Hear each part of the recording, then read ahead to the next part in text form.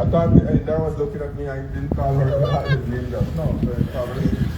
But today is a very important day for us, and you know for a fact that we have had a number of outreaches across the country. And yes, we were made by when we went to those outreaches. So the Guyanese critic is coming to you from number 63 village, here we are again, Berbice, again to fulfill promises. You know for a fact, the voice you're hearing is Minister of Agriculture. And you in the rice sector have not been left out over the last 20 months, 22 months. All right.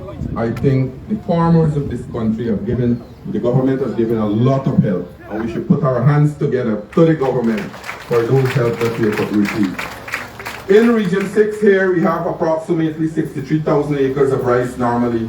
As a matter of fact, this crop have been planted. I am hoping that we can have it more, but you know, farmers are complaining about the high cost of input, and sometimes beyond the government control, because it depends on the global market and the global situation.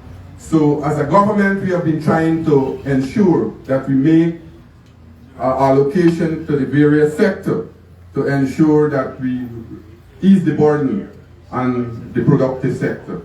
And a number of productive sectors we have given help over the last 22 months. And today we are here to discuss some of the help that the government will give to farmers again. Remember, we have had, when we had the flood last year, we had the flood relief, and almost $7.8 billion was allocated to flood relief to farmers, all categories of farmers. In Region 6, we have seen increased budgetary allocation to do developmental work. For example, the Blackbush Polder Rice Seed Facility. This year we'll be expending $50 million to complete that facility, and we will be producing seed paddy right in Blackbush Polder for over 600 farmers in the Blackbush Polder. $50 million.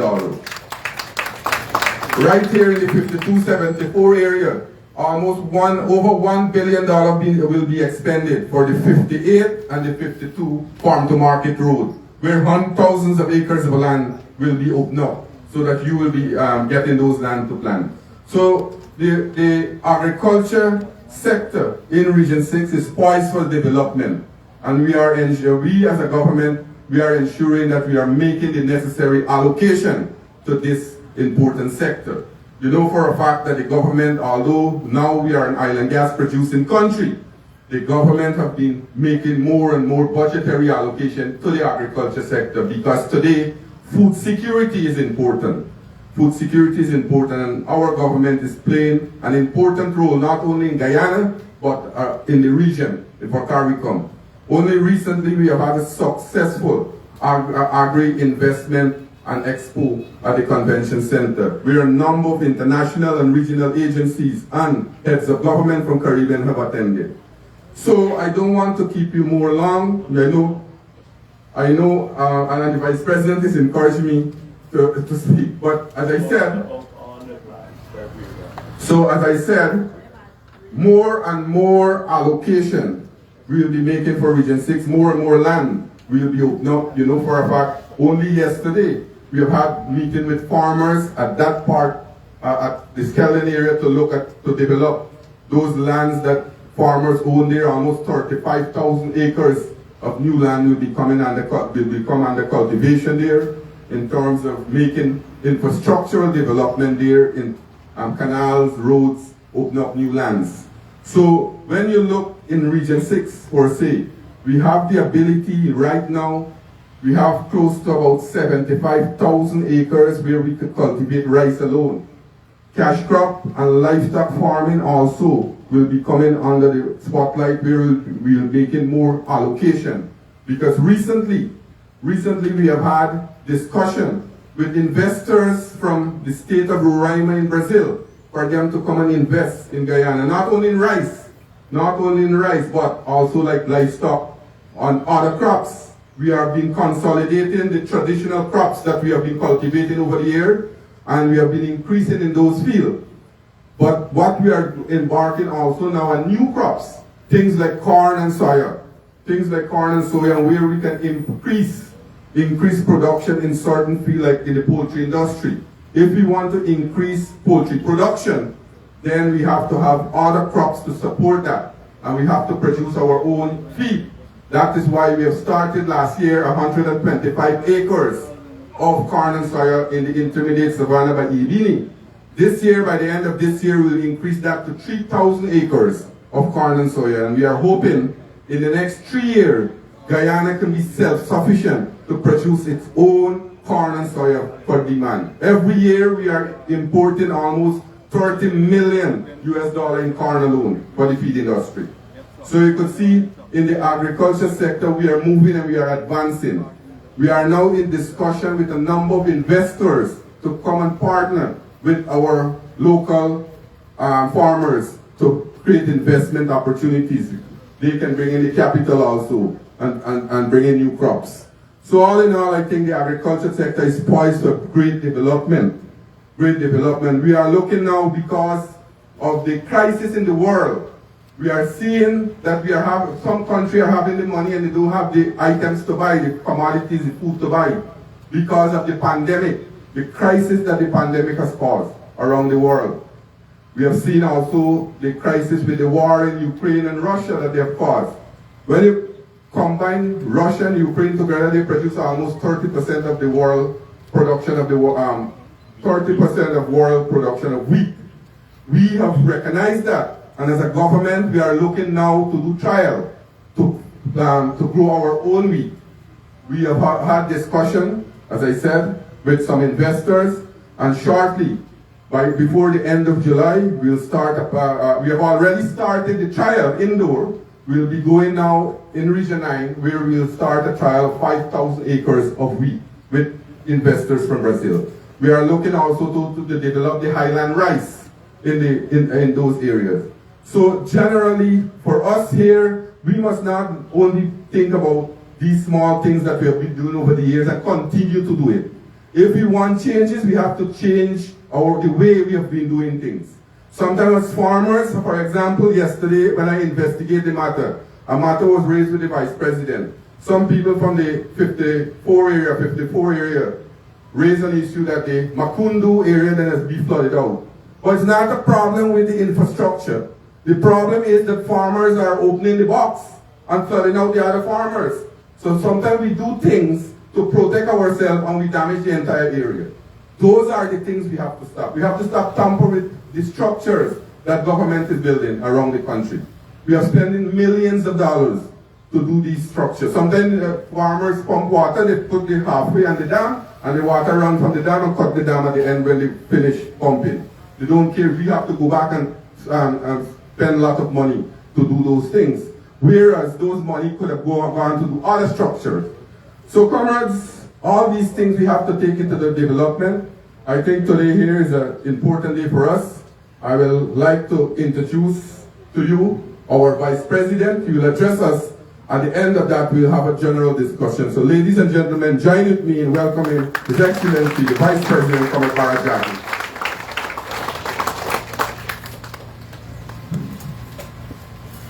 Thank you very much.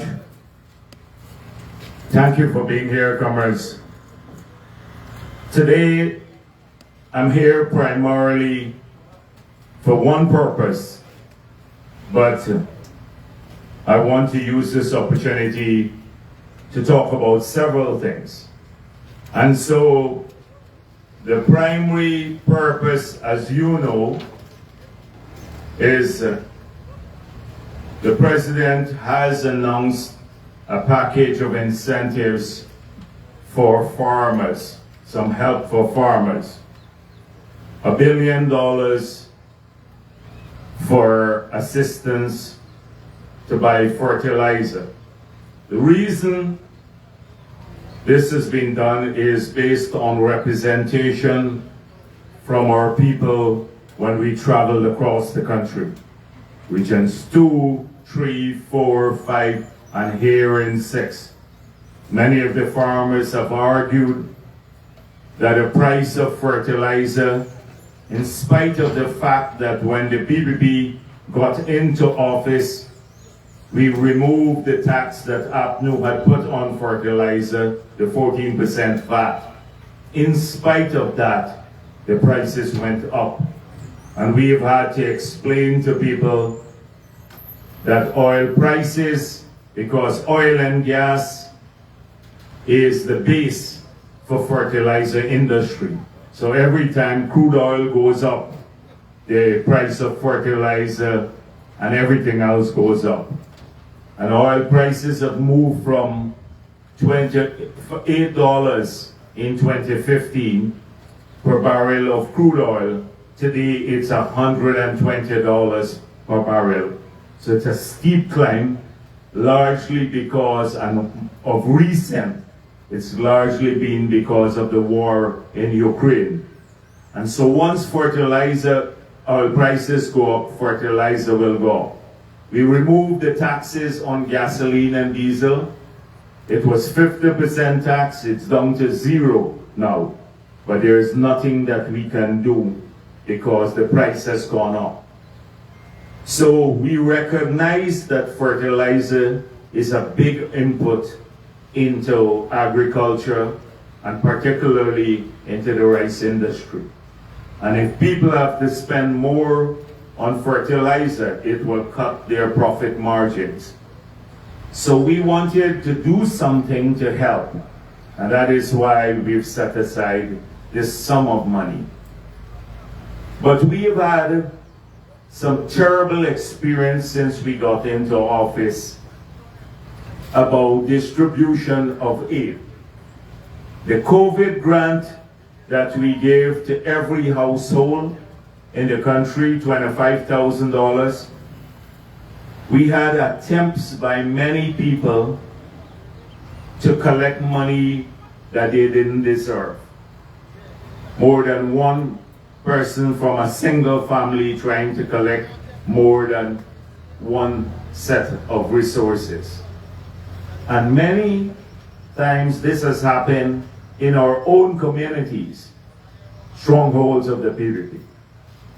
That was about $8 billion that was being distributed since the PPP got into office. We then had the flood assistance, about $7 billion given to people, maybe close to 80,000 people benefited from it. And yet again, we had the same difficulty. People who did not have losses made claims, false claims, and many legitimate people did not really get the resources. And we relied heavily on people doing the verification because there's no way we can know what's happening on the ground, who planted, who didn't plant, who lost crop, who didn't lose anything. And so, again, we had a difficult time so we are trying now to fix that. And we wanted now to avoid this in the distribution of the fertilizer. Because invariably what will happen is that once we start distributing, you're going to have a situation where some people will claim that they didn't get enough and others got more than they deserve. So when we were on the Essequibo Coast last week, I think it was, we decided we're going to have a different approach. And we put together a committee of about 20 farmers. And we said that they will work with the government to ensure that the sum of money spent on fertilizer, they would have a say right up from procurement all the way to distribution. And they will assist us in this process. So today, we're hoping that out of this meeting, we can choose about 20 persons here in Region 6 who will work with us to ensure we're setting aside about $300 million in this region, most of it for the rice farmers, but that's about $25 million for cash crop farmers too. And then that committee would decide how we use the $300 million, how we procure the fertilizer, and how it's distributed. So that is the main reason why I'm here, because we don't want to come back here and hear from people again that, oh, some people got who didn't deserve it and others didn't get. And so you're going to have an opportunity now to help us to better intermediate this help, better extend this help to others. So that is a crucial matter. $300 million would be available to this group that you choose to extend some help on fertilizer. Now, we're same thing with the fishermen. We now are going to give the fishermen some help, but again, we have difficulties. So yesterday, we said we want to work at a verification process a month long before they get help. You've listened to the Minister of Agriculture, and I asked him to speak extensively. I wish he'd spoken a bit longer, because clearly food security and agriculture will be an important part of the future of this country. Many people think that because we will be producing oil and gas, we can do so to the detriment of the agriculture sector. And that is short-sighted, because the examples around the world have shown that countries that have neglected manufacturing and agriculture and the other industries have become too reliant on a single economy and a single sector. And since oil and gas prices are cyclical, many times when you're on the down end of the cycle, what happens is that the country goes into recession. You could just have to look at the example of Trinidad and Tobago and the difficulties they have today. Look at Venezuela, where they were producing 3 million barrels of oil per day. Today they don't have food. People flee the country because of not being able to find food to eat. This is an oil and gas producing country.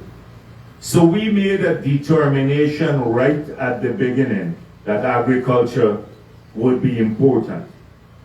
And since we got into office, because this is the first time I'm speaking to a big gathering of farmers here in Berbice, it was only 2 months ago that we removed the restriction on such gatherings, because before that it would have been illegal to come and meet with you like this because of the COVID pandemic that we had to deal with to keep our people safe. We couldn't come out as often as we wish in the last couple of years after the elections in August 2020. And I want to, since I'm here, not just as Vice President, but as General Secretary of the People's Progressive Party, I want to thank all of you and many of you who fought that fight to ensure that we kept freedom in this country alive. Because had we failed to secure democracy in this country, there would have been no future for this country and for many people who were sitting here today. We saw a deliberate attempt by the last government to destroy industries that they thought employed people who were favorably disposed to the People's Progressive Party. You witnessed just a stone throw away from here the callous action of the government when they closed that factory. Not just here, but at Rose Hall and at Wales and then more. 7,000 people lost their jobs. That affected maybe 50,000 others, put them on the breadline. But they did it callously, without any care for people, And contrary to the promise they made, that is why we say they cannot be trusted, because the promise was that they would never close any factory, and the sugar workers were going to benefit more should they get into office. That was the 2015 promise. But we saw how quickly that changed. So I want to thank you for that fight. We had to wage a battle. You know how hard it was. It's the longest period anywhere in the world after the election that a government, a party had to wait for the results of the elections to be announced. But they tried every single thing in the book, and we had to fight them off at every single stage to ensure that our people remain free. And freedom is not something a PPP thing. Freedom is important for everyone, because we've seen what happened in this country, the older comrades here, when we lost that freedom in the 28 years of the PNC rule. How low our country sunk and our economy sunk to the extent we didn't have food to eat in this country, and many people had to flee this land to secure an income and well-being elsewhere. So that was crucial. But in the last 18 months or so, although we had to deal with the COVID, which we didn't anticipate, we have been busy dismantling many of the things. Not water, just coffee. I need a coffee to keep going. Yes. So we had to fight. We had to dismantle many of the things that the last government had put in place that were anti-development. For example, the taxes on machinery and equipment. You saw how many jobs we lost in mining, in forestry, in agriculture, because they put a 14% tax on machinery and equipment. So if you bought any piece of a combine, a plow, harrow, whatever, you have to pay taxes on pesticides, on fertilizer, land charges. Here you were spared a bit of it, but in Region 5, in the MMA area, it grew from about $3,500 per acre per annum to $15,000, the water charges and land charges combined. $15,000 per acre per annum every year. So you couldn't do agriculture like that. They claimed they wanted to support agriculture, but all the policies were focused on not on supporting agriculture. I was in Region 2, and I showed the people the capital expenditure of the last government on farm-to-market roads and drainage and irrigation system from 2014 to 2020. The graph was like this, it plunged. They spent very little on the lifeblood of agriculture, which is farm-to-market roads, drainage and irrigation, apart from the policies. So they were hostile to the agricultural sector. We've been busy regrouping rapidly, and as soon as we got into office, the budget for all of these things have grown phenomenally. This year, last year, and this year alone, in that road, we have $1 billion. $1 billion for farm to market. A single road, that's a 58 road.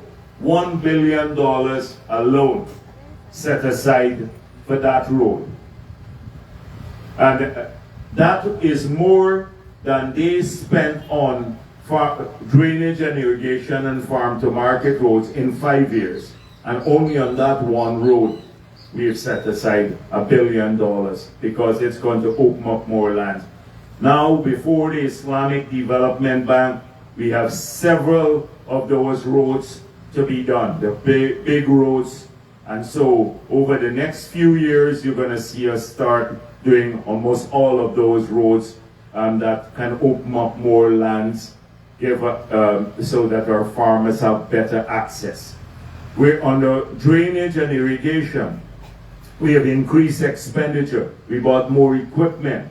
We have dedicated them to the region. But now we are working from regions 2, 3, 5, and 6 on some major projects that could cost about $500 million US, maybe 100 billion Guyana dollars, to definitively solve the issue of flooding in these areas, like what we did with the Hope Canal in Region 4. So we can take water from savanna water directly into the Atlantic or into the rivers in some of the regions without bypassing the villages, because now those waters come and they flood out the villages that are not here, whose drainage systems are not designed to handle that volume of water. And you know, with climate change now, this is going to be a pattern. The weather pattern has changed because the world has changed with global warming. So I was explaining just yesterday that in the month of January, historically, if you look at data for 100 years, you would see the average rainfall is about just maybe 7 inches for the whole month. Now you can get 7 inches of rainfall in a single night. That is how intense the water falls. So you have to have a capability to be able to manage water resources and excessive water better. And we are focusing on this. These are major issues. It's not just fixing the road that leads to the back dam and the canals. We have to clear those and fix those. But if we don't address the big structural issues, then in the long term, there will be no future for agriculture. And we know that there is a future here for agriculture because we're the only net food exporter in the Caribbean. Zulfikar was telling you that we know that the world will see food shortages. They're already experiencing food shortages, but in the future, this will happen even more for 2 reasons. One, the world population is growing. Secondly, they're eating differently now. As incomes grow, people demand more and different types of more labor, the resource-intensive crops. That's on the demand side. On the supply side, most countries now, 80% of the world is water stressed, freshwater stressed. They don't have fresh water. And many of them don't have arable lands. We are fortunate that we have freshwater arable lands. We can grow food in the future. Look at what's happening now. Malaysia and Indonesia that supply most of the world palm cooking oil, they banned the exports after COVID. And so cooking oil prices around the world now has more than doubled. If you go to the market, you will see the price of cooking oil. Some countries can't even find it. They have the money and they can't get the supply because they banned their exports. Because COVID, many factories around the world have been shut down, and so they can't supply. India has banned the export of wheat. India used to supply wheat, but when Ukraine and Russia, as Zulfi told you, they came out of the supply chain, then India banned the export of wheat. So now wheat prices are going to go up, and hence us now experiment to grow in our own wheat here, just here, even for domestic demand to make our flour and all of that, just locally, so we can consume this. So lots of these things are happening. 2 weeks ago, the United States of America ran out of baby food formula sometimes. The President of the United States had to get the army to fly in from Europe and other places, baby food into the US. because of the global shortages now. So this is something that is very important. I'm just emphasizing what Zulfi was mentioning to you, that agriculture and multiple, not just the new crops, corn, livestock, corn, soya, wheat, and in terms of grains, but also fresh vegetables, a whole range of cash crops that could be done in a more scientific way with greater output, shade houses, vertical farming, all of these things. And then on the livestock side, you know, pig rearing, 4,600 breeding animals done by the army. We're bringing in some dairy animals from Brazil, embryos for the cattle industry because we want better quality animals. You've seen the president has been working with Barbados on this Black Sheep project. There's a lot of effort by the government, an emphasis back on agriculture. And I wanted you to understand that and know that. And it's in our policies, the help we give, because we're removing taxes, we're putting in this supporting infrastructure, and we will be there with the farmers through, even in good times and bad times. And that is why in these difficult times, we're trying to extend some help through the fertilizer subsidy. This is all very important for you to understand. There's a new government with an entirely new shift. There are lots of other things we're working on at the same time. And don't think that we have an enormous amount of oil money. You listen to some people, you think that we have so much money we shouldn't work anymore. In fact, they say that. If you listen to Kaichor News and all of these people, Glenn Lal and the others, you hear they say we should all stop working, we're so rich now. APNU wants to give, they didn't give us anything. They couldn't even give the children the 10,000 Guyana dollars grant. But they now want us to give every Guyanese $1 million a year. Every Guyanese, so you get free money. But they couldn't give the children the 10,000 grant. They said they couldn't afford it. So, just to point out that if we give everyone $1 million, that's $4 billion US. We're collecting only about 350 million so far. So we have to give out more than, maybe close to 12 times more than what we're collecting. But this is APNU's mathematics. That's how we operate. It's designed to make people believe they can get free money. Nowhere in the world you get free money. People, you get help, and we want people to do well and grow. And this country is going to grow rapidly, and we're going to invest the money that we get from oil and gas in better infrastructure, in supporting industries, etc. So if people work hard, they can get wealthy. They can get wealthy. And that is what we want. We want better health for everyone. This region alone, just down the road, before the end of the year, maybe a couple of miles from here, you're going to see a new hospital starting. A 65,000 square feet hospital with 75 beds, 3 operating theaters that would have a CT scan, that you don't have to go to Georgetown and pay anymore for a CT scan. All of these, a whole range of services right here, and it's going to start before the end of the year. But not just here, 6 other places across the country, and more at Bat Settlement, in Anna Regina, all these places we're building new hospitals.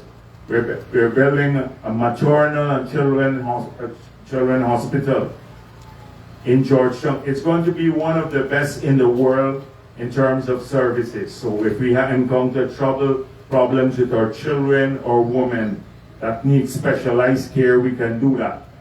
But coming back to this region, we've set aside $8 billion to widen this road. We were thinking about 4-lane from New Amsterdam all the way to Molson Creek. But the width, we can't do 4-lane because the houses are close by in some areas. So we're going to widen it to like 4 feet on both sides, 8 feet more, and repave the whole road from Amsterdam to Molson Creek. And this year you're going to see them start moving the pipelines off the shoulders, and also the GPL utilities moving it out of the alignment. So next year we can come and pave the road. This will cost over $100 million US here.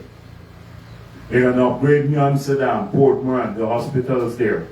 We're setting up a big training school at Port Moran that will train people in the whole country for the oil and gas sector and for the hospitality industry and all of these things. I was explaining about Palmyra. There'll be a development there, a new stadium like the one we have at Providence, the National Stadium. So you'd have 2 stadiums in the country now, one in Berbice and one there, new hotels, a whole range of things that I hope that you're following to. I don't want to burden this meeting with that because it's mainly about farming here, but there's an entire development plan to transform Berbice, to bring more jobs here. On the agricultural side, let me go back to agriculture. We have, we said we wanted to reopen the sugar estates. So we had a hard time at Wales because they sold off the entire factory in scrap metal. So there's nothing there to reopen. So we are now developing oil and gas industry, the power plant there, that will supply about 300 megawatts of power across the country. So by 2024, we'll be able to cut electricity prices for everyone by 50%. So it'll be half of what you're paying now. So that will make a big difference to people. At Enmore, we have managed to get a whole range of new investors. So the 700 people who lost their jobs there, they're going to be about 3,000 jobs now developed through an industrial estate at Fowles, and at Enmore some new investments. So we are now moving the packaging plant to Albion and to Diamond, to Plymouth rather. And so we do more of the packaging of the sugar here. At Rose Hall, about 900 persons were terminated, laid off by APNU. We've rehired about 600. Here, nearly 2,000. We've hired back about 400. So we've been trying to get more people back through employment. Now we have to determine what we do here at Skeldon. And so the last trip I made here about a month ago, as Sophie pointed out, I met with the farmers. And I sent back a team from Agriculture and the Ministry of Finance, and they've identified these 35,000 acres of land that, because we're building the road going down deeper into Molson, would be opened up along with the land that was their farmers were planting cane to supply Skeldon. So we have to think about utilizing these 35,000 acres and what we put them into. Yesterday I formed a committee of the farmers that own these lands that will work with our Ministry of Agriculture and Finance to come together with a proposal as to what sort of infrastructure it will take, drainage and irrigation and roads, so they can access the land, and then what crops we're going to put these lands onto. If we get that going, that could be close to 3,000 jobs alone, the demand for labor, given the size. And then on Gaisuko's land, we've decided there are going to be 3 components. We're leaving some of the land for sugar in the future. We're taking some for aquaculture, because we believe that could be as lucrative or even more lucrative than sugar. That will bring in more revenue if it's done well, and we want to do it at a scientific level, because we've had all the studies done and we're looking to deploy that. We have some private investors too who want to work at that. And then the third area, you saw we have tabled in the Parliament hemp legislation. So hemp was illegal because the hemp plant looks like marijuana, but you can't smoke it and get high. So it looks just like marijuana, but they make from hemp clothing, paper, cardboard, medicines, a whole range, soap, all sorts of things. So we are hoping to have a processing plant here in Berbice and maybe get some of the guys super lands, but give it to the sugar workers. We don't want large scale plantation at the beginning. We don't want to overload the market and get this license, the small farmers to grow, to supply to the factory. And then they will process that. So we're working now on that aggressively. The legislation will be debated at the next sitting of the parliament so we can move forward to start putting in the infrastructure for the farmers and licensing them and getting the investor, maybe a strategic investor, to come in and set up the processing factory. These are some of the things we are working on to ensure that in these areas the lands are put into productive use, more jobs are created. In Berbice too, like in Region 4, you have big shortages of labor already. Huge shortages of labor. And Region 3 too, that's happening now. But because of what the oil and gas investment, new hotels, you have about 6-7 new hotels being built now in the Georgetown area. Many businesses, everyone wants to go there. So we're trying to shift some of that momentum to the river, the Berbice River. Because then people in this region who don't want to travel all the way, they can find work easily in Region 4. But many of them don't want to travel. That much of that work can come once we start shifting more of the oil and gas facilities to the region. So these are on the job creation side. So I'm just telling you that we are busy focused on these things. The pandemic has been tough because we couldn't do as much as we wish. We are busy trying to save people's lives, rebuild the hospital, improve testing capability, getting the vaccines, all of that. But the government has not forgotten a single one of the promises we made. Children's grant has been restored. We already increased pension by 40%. We said we'll double it in the 5 years. We've given out 6,000 scholarships. The job creation thing yesterday and today, we're going to be hiring 3,000 people from this region, mainly young people, who will get $40,000 a month for 10 days work, so they can help them. So that would help with the job. We're busy at work because you know the party.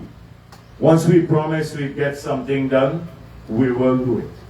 And we made those promises in the election campaign, first of all, to restore freedom to our country, and we did it with the support of many people here. And now we are busy working to change the lives of our people. We have a well laid out plan for the future. So let me come back to the core issue of, before we go further, I think we should establish this committee that would help use the 300 million to help the farmers here on the fertilizer side. We should establish that, and then we can have a discussion on other issues. Thank you very much for being here today.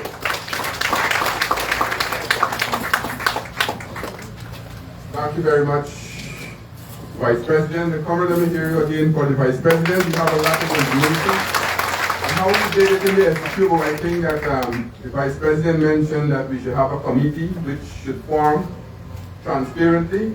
And we have a number of areas that we have growing areas. So we have from the East Bank of Berbice, Kanji, number 19, and then you come all the way from Doomfield to Adventure, and then the Blackbush Polder, then Adventure area to number 43, Good Hope, number 51, 52, 74, Crabble Creek.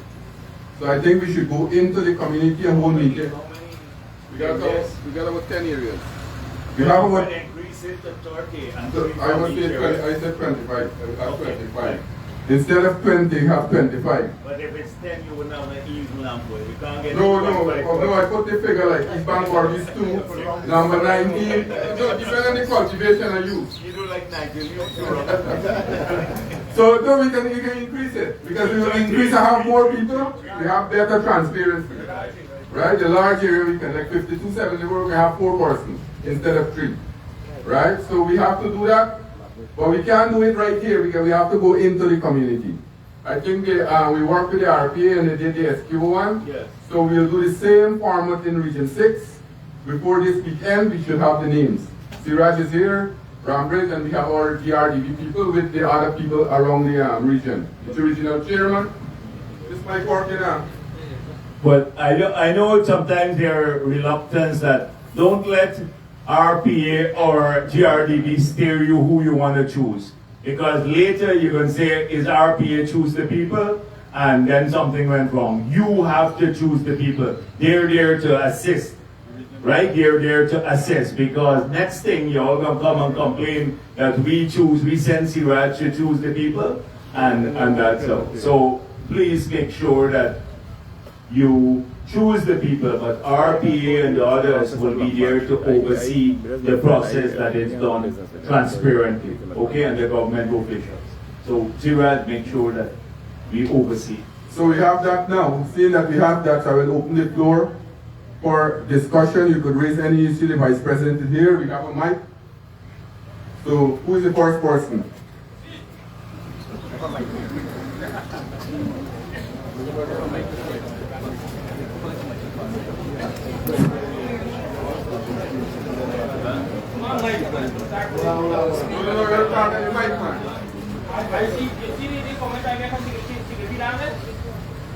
Hold on, here, talk.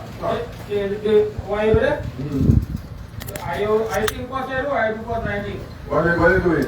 You make on take 8 people down, Hold the mic to him out. Hold the mic to him Hold the out. mic. and then you left, Now, what is it, David? You know what that? The reason? No, what they're saying is it's narrower now go than down it there. used to be. People have access, the right family access What down is it? anymore. What is it? But does that land become narrow now, right? The dam become narrow. Who built it? Who built it? How you expect that people can travel to that? Who public work? Yeah, that's not I part understand why. I don't go here, Sam. I don't right. Oh, okay. Listen, when we came the last time, and the biggest complaints that the president got and I got was about roads in Berbice, community roads. We had assigned $4 billion to do roads in the region. We went back, we sat with Public Works, and we told them that they have to deploy a capability to the region to accelerate the program. We're targeting 300 roads this year. They have the money to do so. Now they consult with many communities. A lot of the communities are saying that they're the rice farmers, go on the road up and down, they can't walk on the road. They want footpaths at the side of the road. Because when they came to the other meetings, they said they just drive up and down and destroy the road, the children can't go to school, nothing could happen in the communities. If you can't fix the whole road because it's there, fix us a footpath. I guess that the footpath is what you're talking about now. So the residents in the community requested footpaths because they want to come. We can't pave the whole roads. So because not only rice farmers gotta live here, the residents too, and they requested footpaths so that they don't have to go through mud, neck deep mud, the children to come out. That is what has been happening. That 8 feet more and complete the dam. Yeah, take 8 feet more. You know how many dams we gotta do? In Crabwood Creek alone, we got nearly 40 something roads to be done. You see all over there? Because you all over there. All right, comment. Yeah. This is, as the Vice President rightly said, this matter was raised in a long time, all over. Everywhere we go, people say do footpaths. Every time we go, they say do the footpath. Don't forget the road, the residents. All right, good. Yes, Joe. Members of the head table, distinguished guests, the Agriculture Minister, all those who present. No, we got a serious problem in history that we got flood. No, what I suggest, we get we get a few mobile pumps, and the area that we get heavy rainfall, this pump can go immediately. For instance, the SX2.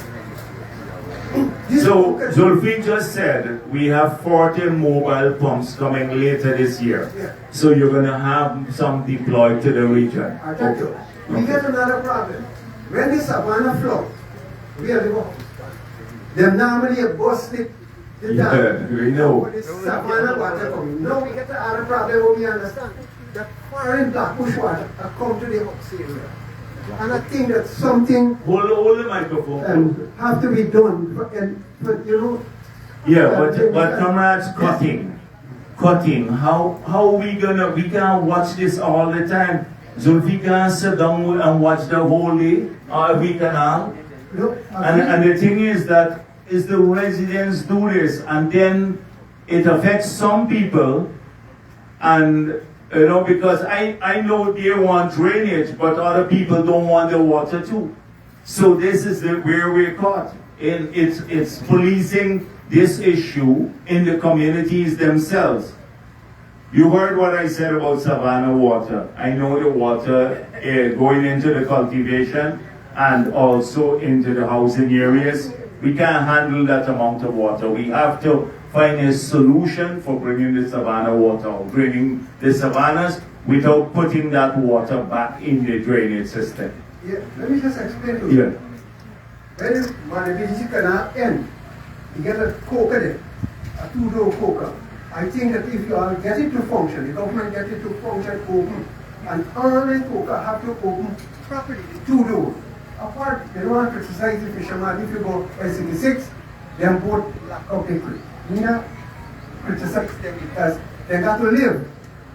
The 65, they come down. You can see more and more boat get into the creek there. And the 66 one worse. I think the government should try help the fishermen to, you know, get them boat off the creek. You don't know how we can help them to get the boat off the creek. So that you know, something Okay. that All right. I will have them tackle farm for the water come out. I hear now somebody said that the boats just help keep the channel clear. That's what. Yeah, come on. Yes. Good morning, sir, everyone. I'm from 66 village. I live in the street. I have a liquor restaurant at the back here. Right now, I'm losing business with the condition in the street is very bad. And the part what I'm living, I got to understand it's not in the budget. No. All the roads are going to be done, but you have to start somewhere. So the key thing is the roads going in, so that when people have at least one road to go in, later they're going to come across. So that is right now, because we have to start somewhere. We're going to start with the major roads going in. So that is what it is. But eventually the road will be done. So I can tell you that, I know that. Right. Yeah, but everybody losing business, everybody who on every road can say the same thing, you know? Yeah. On these roads, matter, comrades, Ejil is out, so I asked Minister Indar here, any issue you have, because he's in the Ministry of Public Works, and they're asked to do all of these roads. The government has sent them out. So he's here today to look at all of these issues. We're going to stop in at some places along the way to talk about the roads. But you can raise. Let me just say that I have people with me. The last time I came, a number of people wanted to raise personal issues and community issues. Now I have my staff here. We can call you back, look there at the back. So if you want us to follow up on an issue, please give your name and number. That's all we need. Then you'll get a call from the office of the president, and then you can explain more in details, because if you try to raise it with me personally when I'm leaving, when I'm walking out here, I can't remember all of it. Get your name and number, that's all we need, and then you'll get a call.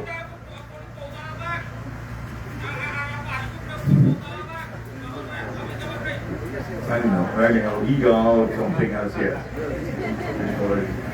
Sir? We have farmer or Yes. And at the end of reaping, Oakland Savannah people report to some ministry people there that they get heavy flooding. And somebody from the government sent a machine with bus we private land and took the scheme. We flood up 280 acres bearing right from the start was flood. And that was it depends on. Right. GRD, we met with them. When we understand that somebody cut it down, we give immediately and give instruction to block it. So the matter come, they discussed it with me. I told the comrades, as a matter of fact, I saw the thing and sent our officer without they reporting it to us. I saw it in the press.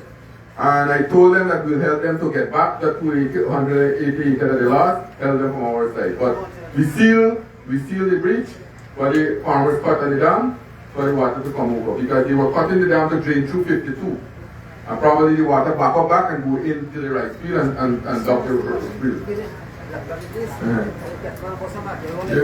So, but is the government machine working? Yes, government machine, NDIA machine. Or that is right where we will depend on the. You have the same matter? Yes. Oh, okay. Yes. Who from NDIA?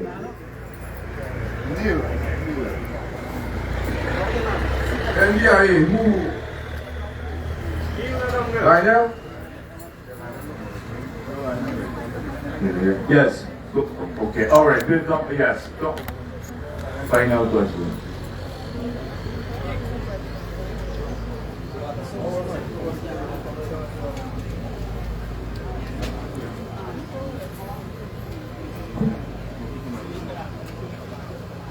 So when is I was in a outreach meeting in the RDC, and this gentleman raised the issue with me at the time. I immediately sent our machine to seal it, but when it happened initially, I wasn't aware. Okay. So you don't know, but you sent a machine to seal it. Fix it, yes, and he can attest to that. Yeah, but they sent the machine to break the dam. Without any engineer went down. NDIA gave the... No, but that's what he's saying. I asked the head of the DNI. He said when you all raised it with him, he sent the machine to breach. So I'm now finding out who broke this. Yes. NDIA break the dam. The machine was at the back of the scheme there, and I asked NDIA if they can fix a piece of dam for us. They went and do some work at the back there. Oh, so you had them fixing dam for you to... Dam that we travel on. But when I heard what the machine went and did, I went and I talked to Lionel at the RDC to send the machine back. The machine had already came back at the road like about a week after. And he sent back the machine, the same NDI machine that break the dam. Well, okay. So you had the machine doing some work there, right? No, I didn't. The dam? No, I did not. You just said that. They sent the machine to break the dam. Whilst coming out, I asked the access dam, I asked if they can pull some breaches for us. Oh, whilst they coming out? That's correct. So you didn't know that they didn't know that they break the dam. Oh, you didn't know, okay. It's 13 miles down, and the dam was in a bad shape. Okay. Yeah, we need to find out the details. So I thought the machine was there before. Oh, what come up. All right, okay. So we'll have to help them, yes.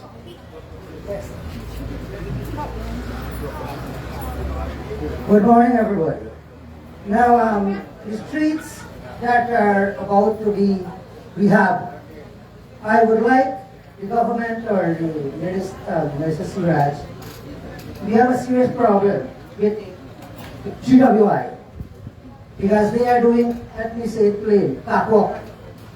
They have a come and do up here with the big dam, what you did, and put water next to the whole pipe is happening. Yeah. This is an important issue because a lot of these streets are very narrow. So we have to put the pipeline in the center. And like other places, you can put it on both sides of the road. So if we're going to put a concrete road now, or a asphalt road, and the work is not done properly and it starts leaking there, we'd have to dig up what we do, which will cost a lot of money. So it's an important thing. Minister Colin Crowell will be coming here tomorrow, so you all make sure you see him too. We're sending Colin Crowell to deal with this issue of water, and in there you should coordinate with him. Because all the streets that we are fixing now, and there are lots of them, really hundreds of the streets that we plan to fix, that we get the water mains done properly first. Because no use you just go and pave something and a week later you gotta come and dig it up back again. Okay? Alright, that's Yes, it. sir, that's it. Okay. Mr. Vice President, members of his executive staff. Mr. President, I have my transporting land. Somebody, the NDC, the 5274 NDC, they authorized a foreigner to go and build a home. On your transported land? And apply for prescriptive right permit. I paid, Mr. President, that's the only land I own in 64.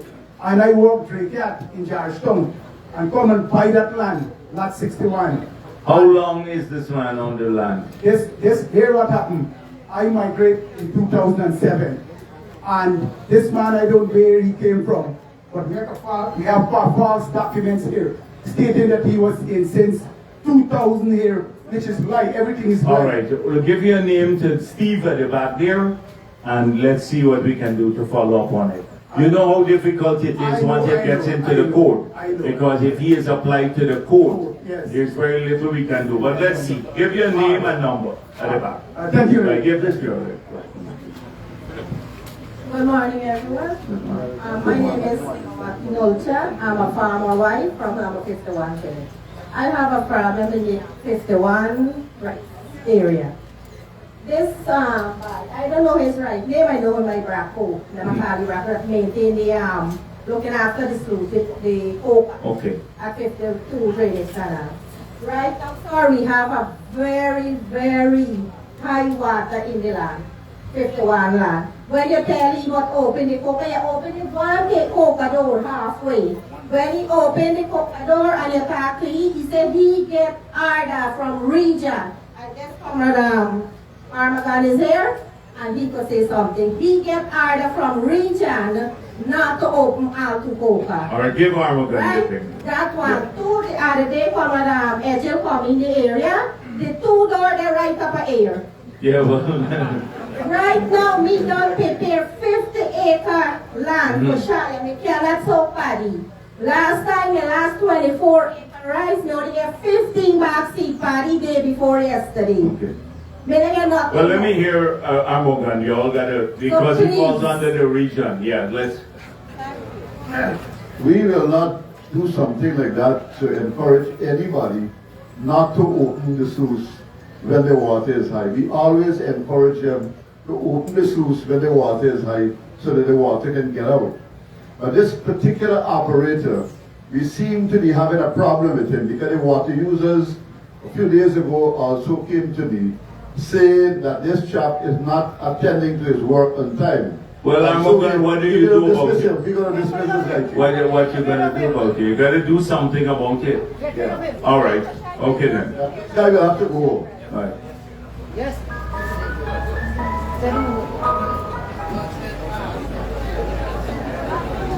Good afternoon. I come in at the Skellen Hospital.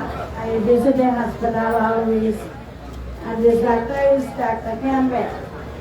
And when I go to the hospital I get to know that they want to remove this doctor.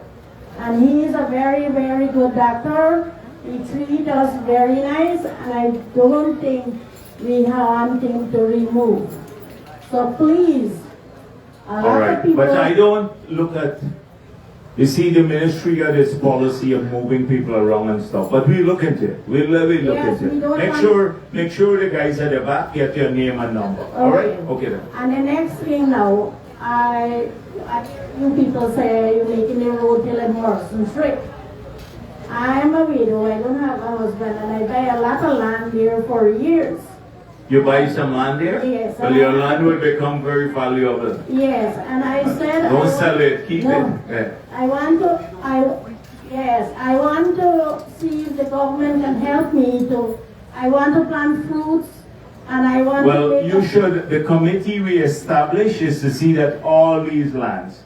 Yes, I have. Right. Paper, I have the paper. No, we know, but that is precisely what I was explaining. We will help people to see what they want to cultivate here, including, I mentioned that yesterday. Yeah, I hear you talking about it. So the fruit, yes, the fruits and I want to stuff. plant fruits, and then I want to make a fish pan in it. Okay. And I can mine fish and like Okay. shrimps.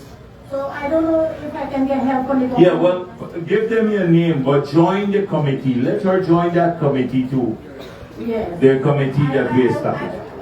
I always I invest my money in this land, and now I'm not getting any. No, but now you will get government help and the infrastructure. Okay, thank you very much. Okay then. All right then. Thank Take you. care. Thank you very much. So do I have to find it? At the back, look at the back, look at the table there. Good morning. My name is Mrs. Kite. I am my husband. We are remigrants. We are rice farmer, cattle farmer, cash farmer, as well as poultry farmers. I have raised issue of drainage. That word.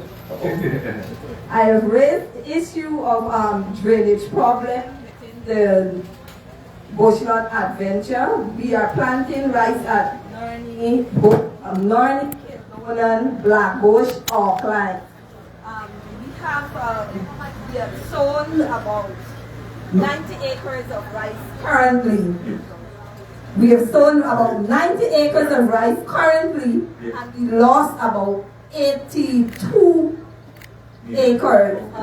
The GRDP team went down there, they visited. The last flood, we lost more than 100. We didn't get, we had $150,000, which I feel is, wasn't fairly done. I agree. So, Sophie, what is happening in this area in terms of drainage? Is the same area, right? Before you ask him, Right, yeah. VP, on my way here, I spoke to the contractor because I keep calling and calling NDIA, and Neil, the engineer, was very helpful this time around. And he told me that it's been approved to do the drainage canal. So I called the contractor. He said that he would start it on Sunday, which I want to say thank you for that. Okay. So it's been fixed, the drainage. But we should see the help what you get and if it was fairly done. Okay? So please make sure that we get your name and number. Yes, and because also, I have other issues. Mr. Damerlan was at Bushland in April. I didn't hear from nobody since then. I have issues with land that we cleared from 1995. We went away, nobody occupied the land, came back, and we started to work the land.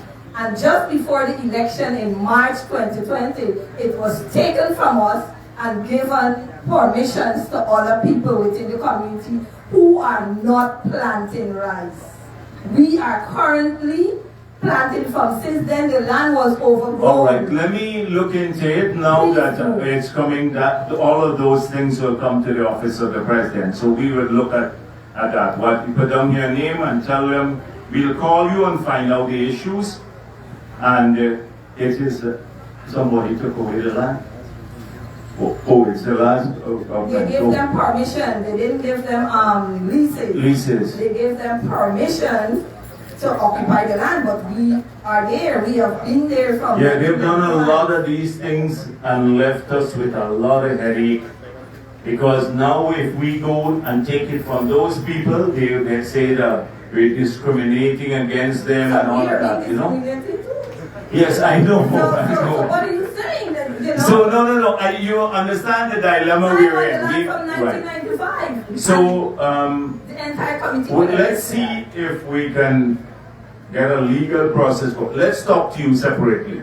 All right, get your number. Please, All because right. I spoke to the Prime Minister in New York and nobody called All me. right, you're gonna get called from my office. Don't worry. Okay then. All right, take care. Yes, look at it. Okay, this camera been waiting here to this. Good morning, everybody. Good morning. Good morning, DC. And my good friend, Mr. Agriculture. For the past 20 months, I see you doing a good work in Region 6. But my name is Robin Tom. I'm living at Lancaster, in Lancaster outside, also in Broomfield, where I'm planting rice. We have a problem in that. Hold it up like this. Look, a little tilt your mouth. Yes. There's an issue in our area since Mr. Alcosta was regional chairman. And until now, we're still getting that problem. Until now, we're still getting that one problem. Drainage, irrigation, and road. The REO Shafford in where he's living, that street was to be done about 11 years ago. It's getting from bad to worse. Also, I hear you spoke. Which street is this? Lancaster. Which street? The REO Street, the 4th Street in Lancaster. The REO Street? Yes. REO 4th Street, sorry. 4th Street. Okay, the 4th Street in Lancaster. The engineer, they go and they take measurement for that street on time. Okay. Yeah. All right, one, two, that's okay. Yeah, use that. Many times they go and they take measurement for the streets. And when I call which engineer? From the region? From the region. Oh. When I call Mr. Bishop, gentleman come. All right. Indar is here. Indar can drop in and see the street too, because we have a schedule here. There are lots of streets being done. So we drop in and have a look at it. All right? Okay. Yeah, but this I'm not finished with yet. No problem. I'm speaking about the drainage irrigation.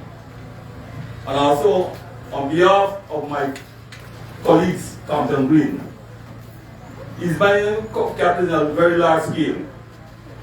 Until now, why he's not here today? Because he gone and removed his cattle from the Candy Creek. From where? From the Candy Creek. Okay, Candy Because Creek. they called it the cattle dying out. So he asked me to say something on his behalf. But he said he wanted to see the Minister of Culture. Of course now. The man bring over 1,000 head cattle already from the creek. Because the cattle dying out and we have no place to put them. Some of them that will toilet, some of them that are open toilet. We, myself, and Mr. Skyden, we planting rice on here. And also I'm asking my good friend Permal, is a rice farm from Wim. Okay? We get an issue down here with drainage and irrigation. At present now, the wind dam that separates Lancaster from Wim, the water running over when we come to Lancaster. So I don't know what could be done. Yes, so we're making a note of every issue that you raise. And so you should see the guy on the cattle. Right, but yes, we gotta see the cattle. Is on there, like he's bringing it across, but can we do something on the other side? Infrastructure-wise to keep the cattle on the other side?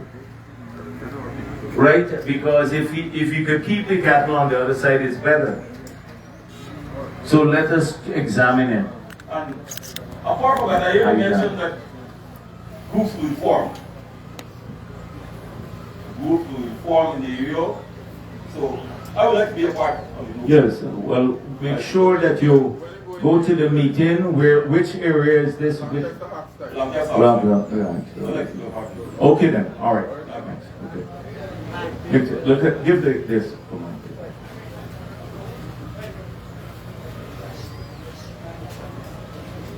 Good morning. Good morning. I'm a farmer from Blackwood.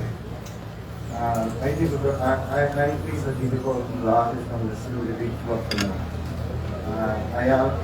In the big flood, I lost some of my resources.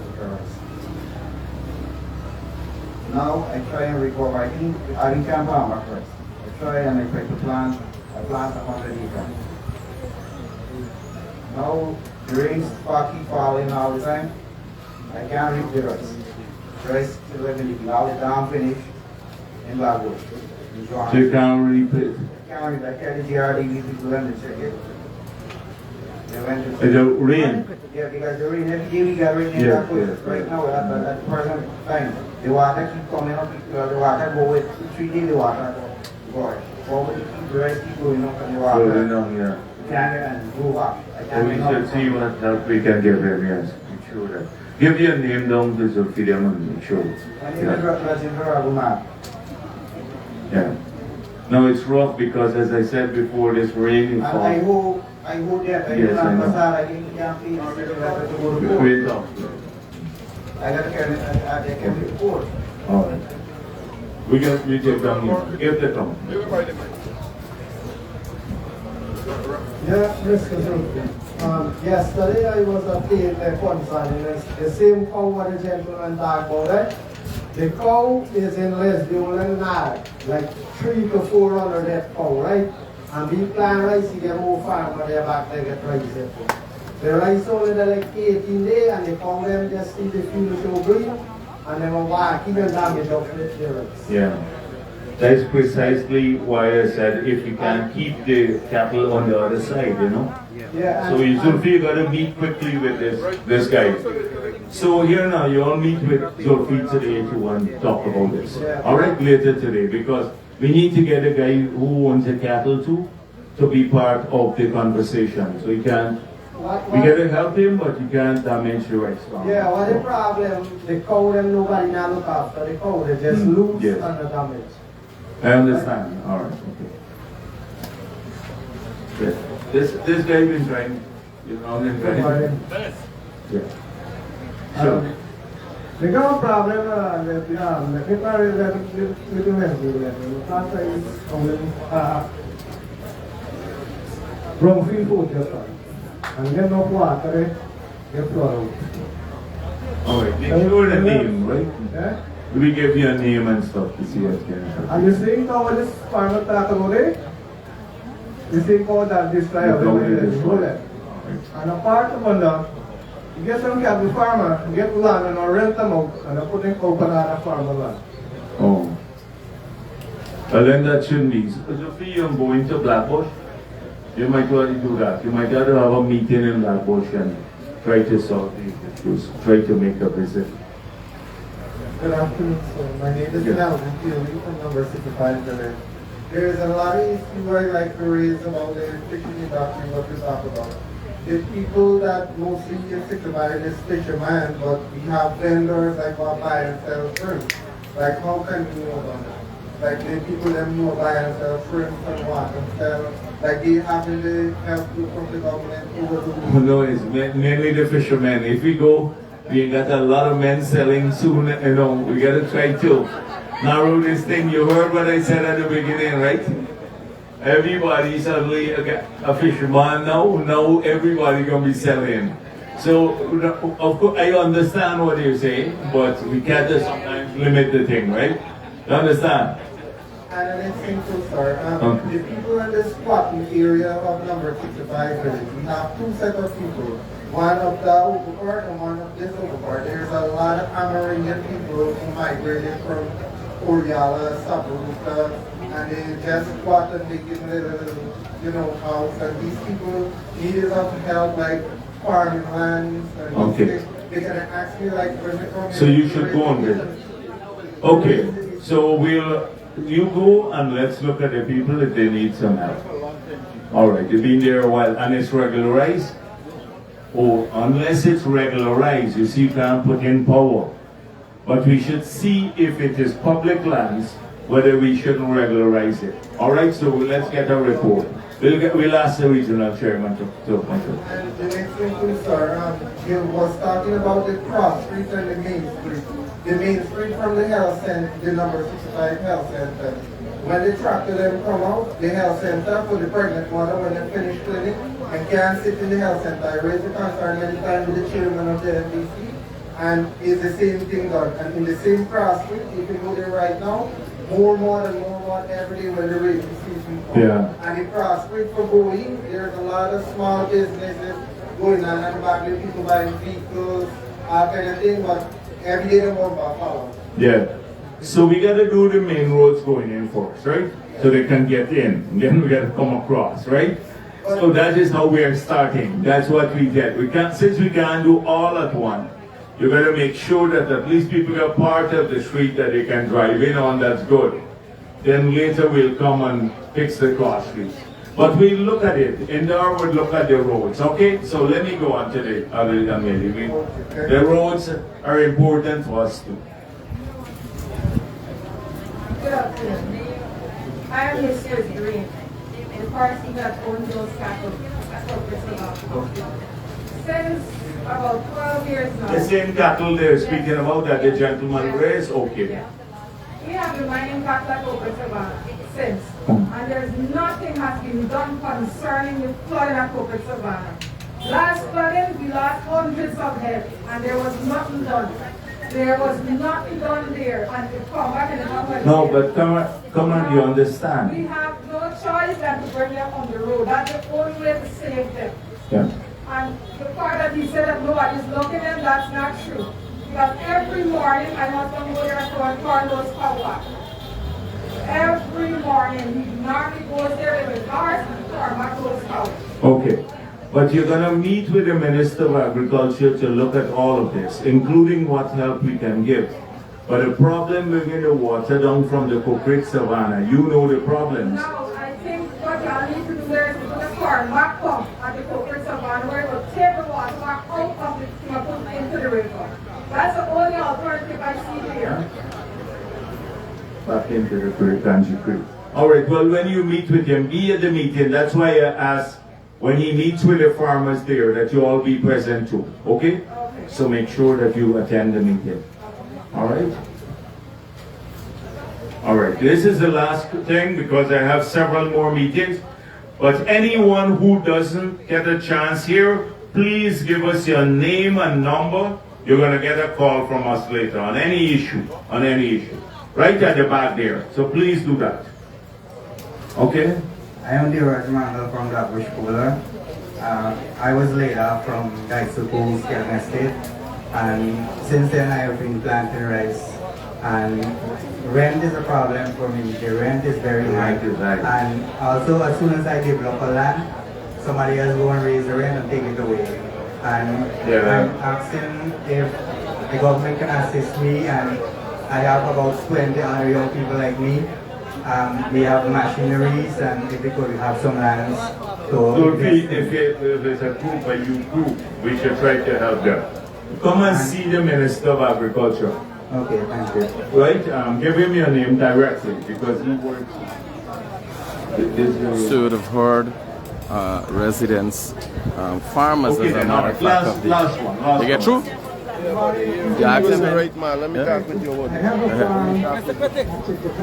me, last year, the man, 59 years old. 50 animal? Right? 59? You reported to the police? Listen to me, we can choose them with the former Berbice commander, Mr. Ramkelewan, right? He tell me when Mr. Griffith did, because the family apply for finance, right? And I say, I'm going to be a shotgun. We government not even got phone and internet. That's private, man. You have a letter? That's private thing. The letter supposed to come back to me. No, Yeah. Must WhatsApp me 64 the same fact. WhatsApp me the fact. 62 number. And we try to help you. Right? Give them, look at them right down at the back. Well, here, the main number public education. You ask anybody for my number and WhatsApp me. I'm going to follow up 77 fact. Right? Safe. So a lot of people are having their concerns and issues addressed. And this meeting was kept at the number 63 village, and it was for rice farmers, but you have people from different, you have cattle farmers, you have people from different communities came here to this meeting to have their concerns addressed. A lot of people need help in Guyana, and in an unprecedented move, the new administration is going across the country hearing people's issues, no matter who they are, what race they are.